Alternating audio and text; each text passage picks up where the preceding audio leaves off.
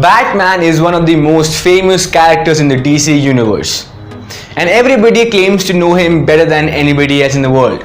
But the truth is that many facts about Batman that you know are not always correct. Hello everyone, you're watching Cartoon Filler, and today we're going to talk about some of the false facts that everybody thinks are correct about Batman.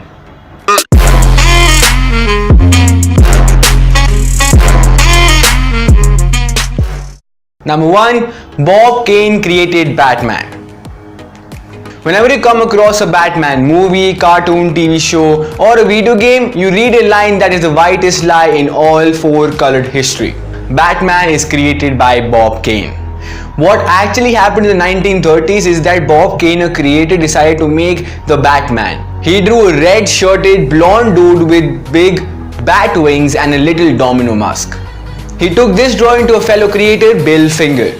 Bill Finger took this outline and gave it everything that we associate with Batman today. That is the cool costume, the lack of superpowers, the tragic backstory, the Joker and the Catwoman. So while Bob Kane does deserve some credit for making Batman, it is just sad that Bill Finger was left out of the history books. But how did Finger get so screwed up? Legal tape. When Batman was just a spring chicken, Bob Kane pressurized the publisher to sign a contract that made him the sole creator of Batman. It was not until the Dark Knight's 75th anniversary that Bill Finger was finally given some credit in the comic books.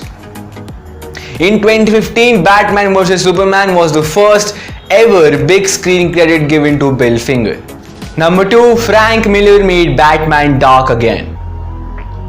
Frank Miller is probably the most important creator in Batman's history, because many modern day Batman stories are based on Frank Miller's depiction of Batman in Dark Knight Returns and Batman Year One. Batman Year One also inspired many epic scenes in Batman Begins. Considering Frank Miller's high profile, it is not a surprise that magazines and news channels think that Frank Miller made Batman dark. But that is not true. Frank Miller did not make Batman dark. That credit truly goes to dynamic duo Denny O'Neil and Neal Adams. In the 1960s, an edgy newcomer, Marvel Comics, was destroying the cheesy old DC. So O'Neil and Adams made the conscious decision of bringing back Batman to his dark gothic roots.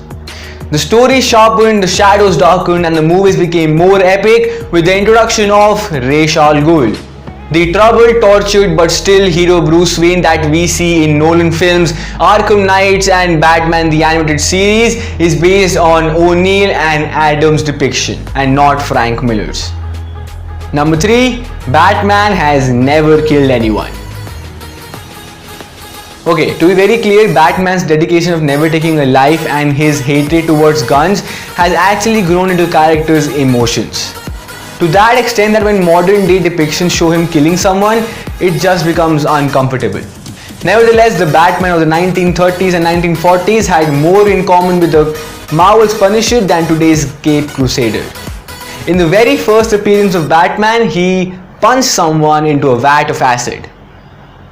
Not bad enough, he also snapped necks, threw people off the building, and also hanged someone with his tiny little plane. Come on, Bruce. Even the no killing allowed version of Batman has had many bad days though. Back in the 1980s, there was a case where Batman had to save the president from getting assassinated by the KG Beast, who is the assassin here. But there was a moment where Batman got to know that even if he captured KG Beast, the villain will be let free. So that put Batman in a bind. So Batman captures the bad guy and keeps him in a sewer. Presumably that he will starve to death. Not expected, right? But this was retconned, that is, the script was changed by the writers a year later. In that comic, somehow Batman after 1 year feels bad for the guy and then calls the police. But obviously KG Beast has already escaped the sewers. But we also know the original intention of the writers. Number 4. Batman has had no biological children. Considering the amount of compartments that Batman has in his utility belt, someone would think that he would carry some protection that is not batarangs. But insane stuff happens sometimes. particularly one night that Batman spent with the love of his life, Talia al Ghul. Now something slipped through some cracks and 9 months later, a Damian Wayne popped out, the son of Bruce and Talia al Ghul and the grandson of Ra's al Ghul. Now Batman has had many adopted children.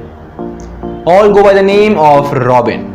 But Damian was a whole other ball game, considering that Bruce Wayne met him only when he was a bit older, after he was trained by the League of Assassins. And after discussing the don't kill people terms, Batman made Damian Wayne his new Robin. Now there are various Bat-Kids in different timelines and in fact incarnations too, including the original Huntress, who was supposed to be Batman's daughter until unless the comic got retconned. Number 5. Batman has no siblings.